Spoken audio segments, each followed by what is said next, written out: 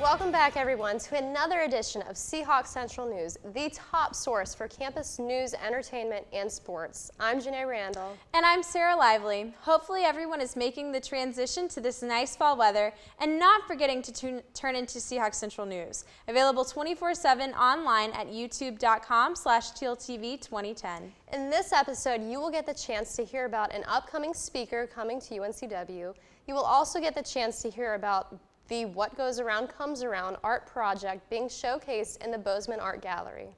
We will also catch you up on sports with Ben Tyson and the latest movie reviews with Chris Vickery. Seahawk Central News starts right now.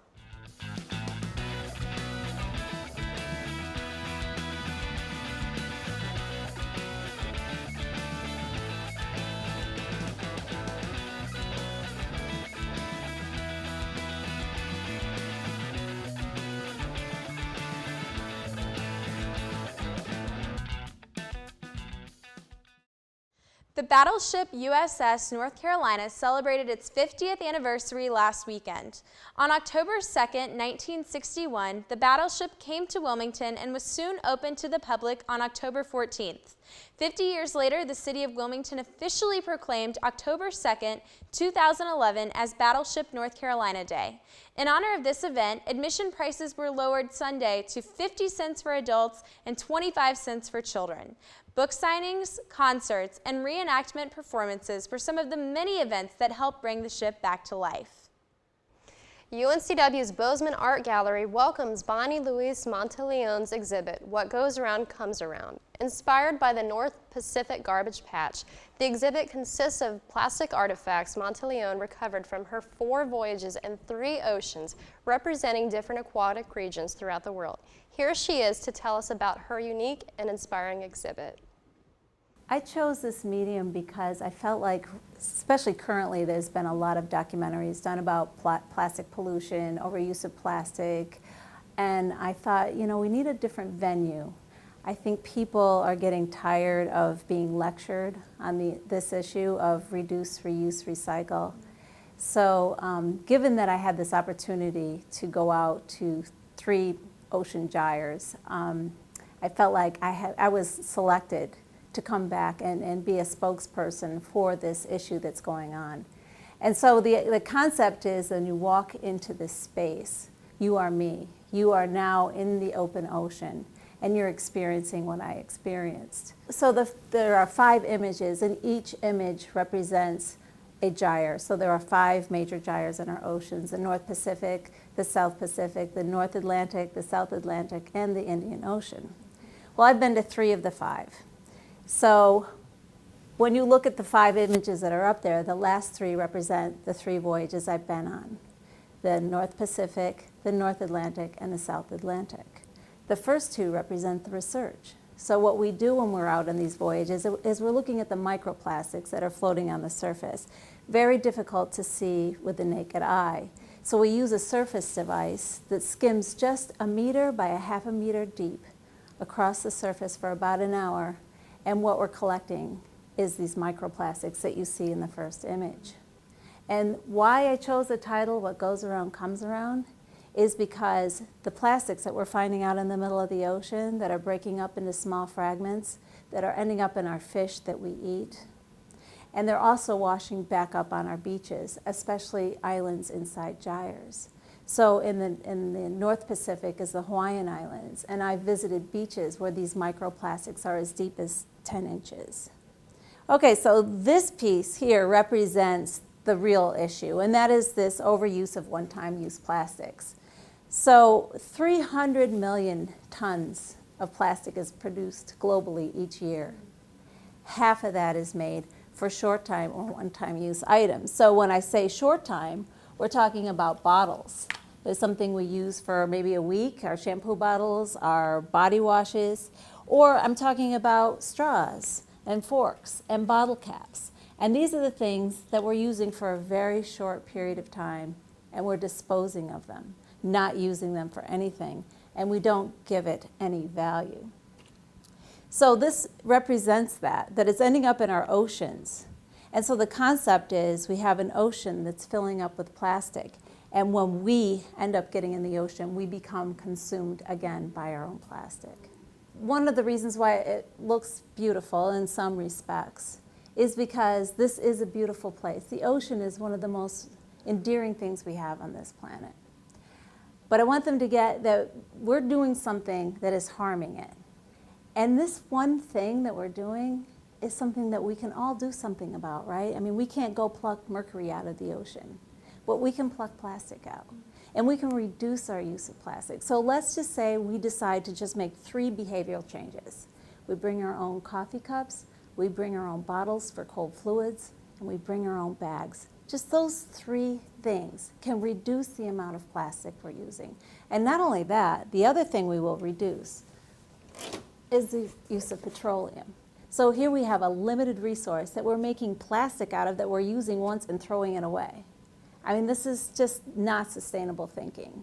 So we could really reduce our demand for oil if we just stop using so much plastic. It's pretty simple. And I think we can all get it and really make a change, like today. But we just need people to understand what's going on.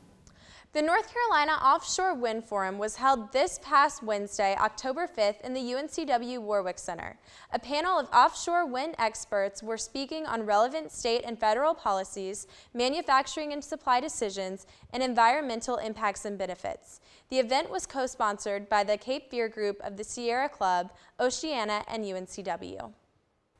UNCW will hold the 3rd Annual Hispanic Business Development Conference on October 7th and 8th. The conference gives over 150 Hispanic and non-Hispanic attendees the chance to connect and improve their business plans. The event, sponsored by the UNC Wilmington Centro Hispano and the Latino Alliance of Southeastern North Carolina, will be held at Warwick Center from 8 a.m. to 4 p.m. on Friday and from 8 a.m. to noon on Saturday. Registration is $25. Please visit www.uncw.edu/Centro Hispano for more details.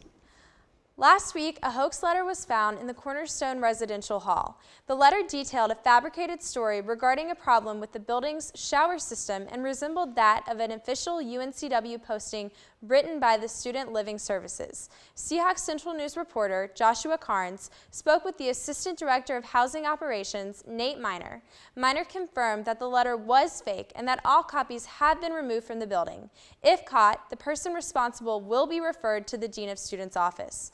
Miner also noted that there is no organization named Student Living Services and that no problems have been reporting with the plumbing system in Cornerstone. Now let's go outside and catch up with Rachel Nagel with Talk on the Walk. Rachel? I'm out here on Chancellor's Walk asking my fellow students where they like to eat, both on campus and off campus. On campus, my favorite place to eat is Dub's. I really like their sandwiches, and it also gives a healthier option, which is nice, and they always have fresh fruit, and their pasta selections are always delightful. My favorite place to eat on campus is Holy Moly because I love Mexican food. My favorite place to eat on campus is Hawk's Nest because they had Chick-fil-A and the burgers are good. Angus double bacon burgers. My favorite place to eat on campus is Hawk's Nest just because they have a lot of variety of stuff, and Chick-fil-A, of course. My favorite place to eat on campus is Dub's because it's really yummy. I love their sandwiches. They also have really good yogurt. And they have really good dairy-free ice cream. All right, my favorite place to eat is Hawk's Nest. I like to eat at Chick-fil-A. I just like the food, I guess. And then off campus, my favorite place to eat is Tokyo 101. I like sushi. My favorite place to eat on campus is Hawk's Nest because it has everything that you want. And my favorite place off campus is Buffalo Wild Wings because you can watch the game while eating wings. I gotta say Front Street Brewery. They got great food, especially chicken nachos are fantastic, and they brew their own beer, which is amazing. Whether it's sushi, burgers, or burritos, it seems as though my fellow students really enjoy international cuisine. When they're on campus, Hawk's Nest is the place to be due to its convenience and its wide variety of choices. Off campus, it seems that anything goes. Until next time, I'm Rachel Nagel for Seahawk Central News, Teal TV. This past weekend, the 37th annual North Carolina State Foosball Championships were held at Break Time Billiards Sports Bar and Grill, located off of South College Road. The North Carolina State Foosball Championship is the nation's longest-running state tournament event and began in Greensboro in 1974.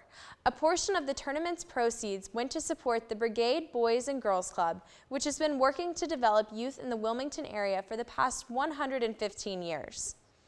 On November 11, 2011, millions of people are invited to take part in a global connection courtesy of the 1111 Project. The 1111 Project is a non-profit documentary project based out of Sydney, Australia, established to connect people around the world on 11/11/11 and see what it's like to live in their lives for that day. Our very own Ann Christian John speaks with Representative Kristen Black on this special event. Ann Christian. I'm Ann Christian Johns, here with Kristen Black, who is not only a UNCW senior, but also an international ambassador for the 1111 Project. Tell us more about this project and how you got involved. Well, the 1111 Project is basically a time capsule documentary. The project is actually based out of Sydney, Australia. And what it is on November 11th, 2011, everyone around the world, if you have access to a camera, like a photo camera, a video camera, it doesn't matter, just document your day. We're focusing on the polarities and similarities in different cultures and just showcasing what the world is on that day. I'm the international ambassador for the United Kingdom and the United States. So basically my job is raising awareness for the project, gaining partners with different universities and institutions, and also fundraising. That's awesome. How would people get involved with this if they'd want to do a video or take a picture of that day? You can register on our website, which is 1111project.com, and you can get more information on things that you can do and how to submit your footage. You can submit it either online or you can actually mail it in. But you can we're doing an album, we're doing a photograph album, and all different sort of things using different mediums, so you can really submit anything. It's a wide variety of things. Or you can email me at kristen.black@1111project.com for more information. Great, thank you so much. Thank you for having me. Of course. I'm Ann Christian Johns with Seahawk Central News, TLTV. Thanks, Ann Christian. Now it's time to head over to the sports desk with Ben Tyson. Ben? Hello there, everybody, and welcome back to the Seahawk Central Sports Station. I'm your host, Ben Tyson. The men's soccer team traveled to Durham on September 20th to play the Duke Blue Devils. Etienne Boulanger scored in the 58th minute from 15 yards out to tie the game at 1, but it wasn't enough as Duke netted 3 goals in the final 30 minutes to win 4-1. Coach Aiden Heaney said after the match, quote, "The score was indicative of how we played," end quote. The team then traveled to upstate New York to take on the Hofstra Pride on September 24th. The Seahawks outshot the Pride 16-10, but only 5 shots were on goal. The Seahawks' lone goal was a Hofstra own goal, and Brett Carrington added a netter late for Hofstra for a 2-1 victory. The men were scheduled to play Coastal Carolina on the 28th, but that was postponed due to rain. No word yet on a makeup date. The team then traveled home for a weekend match against conference foe Drexel, where they picked up an impressive 2-0 victory. Jack Ward, a redshirt freshman, scored his first career goal in the 57th minute off of a Daniel Roberts assist to put the game away 2-0. Number 12, Thomas Driver, also scored on a Roberts assist. The Seahawks are now 3-6 on the season and 1-2 in conference play. The team's next home match is Saturday, October 15th against Northeastern. The women's soccer team also faced Drexel on Sunday, September 25th. Junior Stephanie Rose scored for the Seahawks, but it wasn't enough as the Dragons were victorious 3-1. The team followed that up with a road bout against Old Dominion, but also fell to them, this time 3-2. Seniors Victoria Johnson and Kelly Dodd scored for the Seahawks with an assist from junior Amanda Holmes. The team followed that up with a home match against William and Mary where, yes, they lost again. This time the final score was 3-0. The Lady Seahawks have not won since September 4th. Head women's basketball coach Cynthia Cooper-Dyke made a few changes to her coaching staff recently. Assistant coach Jimmy Garrity has been promoted to the title of associate head coach, and 2011 team MVP and Cameron Business School graduate Brittany Blackwell will join the program as graduate manager in the upcoming season. The female basketball team has also announced that they will begin conference play at home on December 4th versus Drexel in the recently renovated Trask Coliseum. The Seahawk volleyball team played 2 home matches this past weekend. On Friday night, William & Mary gave the Seahawks all they could handle, but the volleyballers proved they were too hot to handle. Christy Late led the way with 16 kills, and freshman Sarah Fitzgerald had 15 mercs of her own to lead UNCW to a 3-2 victory. Sophomore Haley Collins also added 20 digs, and junior Natalie LeHay had a remarkable 44 assists. On Sunday, the Seahawks suffered a defeat to Virginia Commonwealth, 3-1. The Seahawks are 7-12 on the season, as well as 1-2 in conference play. Their next home match will be October the 5th. That's a Saturday against Georgia State. The women's swimming and diving team hosted the Tennessee Volunteers on Friday, September 30th, and I'd like to welcome a new addition to the Seahawks sports staff who was out covering the event. Hello, this is Ariel Lapid reporting from the UNCW Natatorium, where the ladies swimming and diving team hosted the nationally ranked University of Tennessee Volunteers for the season opener this past Friday. The Aquahawks began the meet with a bang, capturing the first event, the 200-meter medley, clocking in at 1:44.78. The Lady Hawks then went on to capture the 200-meter relay with a time of 1:36.15 for the win. History was made on Friday as the Lady Bulls set new pool records for the 1,000 freestyle, 100 backstroke, 100 free, and the 200 butterfly. Overall, Tennessee nicked 14 of the events, winning the meet with 194 to 105 points over the Lady Seahawks. The Seahawks will continue their season-opening 5-meet home stand on October 7th through 8th, where they host Richmond and CAA old foe Old Dominion.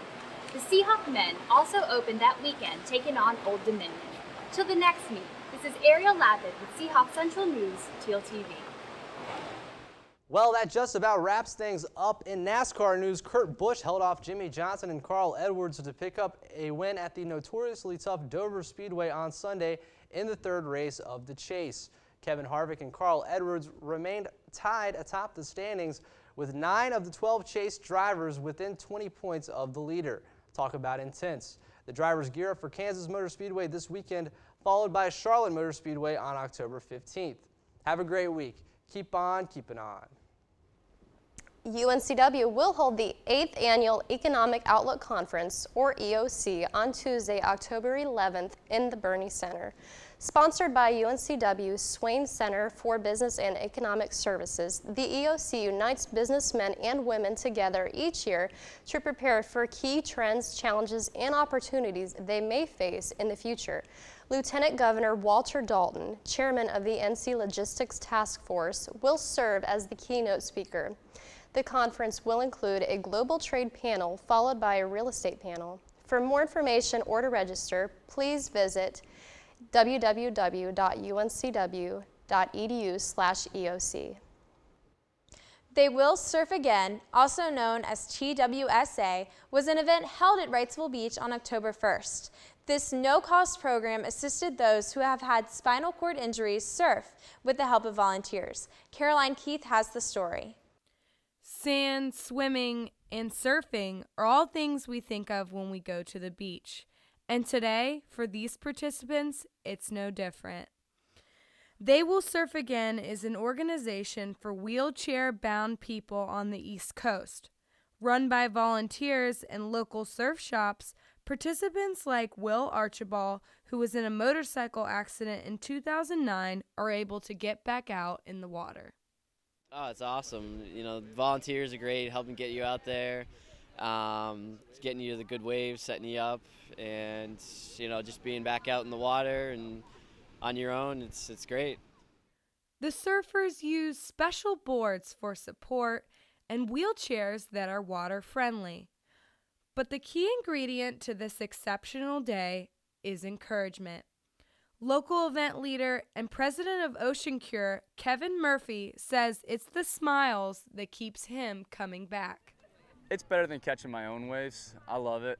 This is the highlight of my year every year, is coming out and getting everybody waves and just seeing their smile, seeing how excited they get for it. That's what tops it off for me. So when I get to see them catch a wave, it's better than surfing myself. On this special day, these seagoing surfers serve as proof that no matter what, life does roll on. I'm Caroline Keith, Seahawk Central News, Teal TV. After recent rumors, the third installment of the blockbuster series Iron Man is now confirmed to film here in the port city. The film's production is set to make its home at Wilmington's own Screen Gems Studios. 10 of the studio's sound stages are expected to be used for this massive production. North Carolina State's film incentives are likely to have enticed Marvel representatives to choose Wilmington instead of other locations. Morgan Spurlock will be coming to UNCW on Monday, October 17th to speak about his most recent documentary, The Greatest Film Ever Sold. During this film, Spurlock breaks down the world of marketing and advertising by using his own personal honor to sell out to the highest bidder. This lecture brings out the light on our branded future. Tickets are free for students, faculty, and staff, and $9 for the public. They are available in advance at the Keenan box office or online at www.etix.com. The Greatest Movie Ever Sold will be shown in Lumina Theater on Wednesday, October 12th at 7 p.m. The lecture is being co-sponsored by the Association for Campus Entertainment and UNCW Student Media. Now it's time for the latest big screen updates from Chris Vickery. Chris?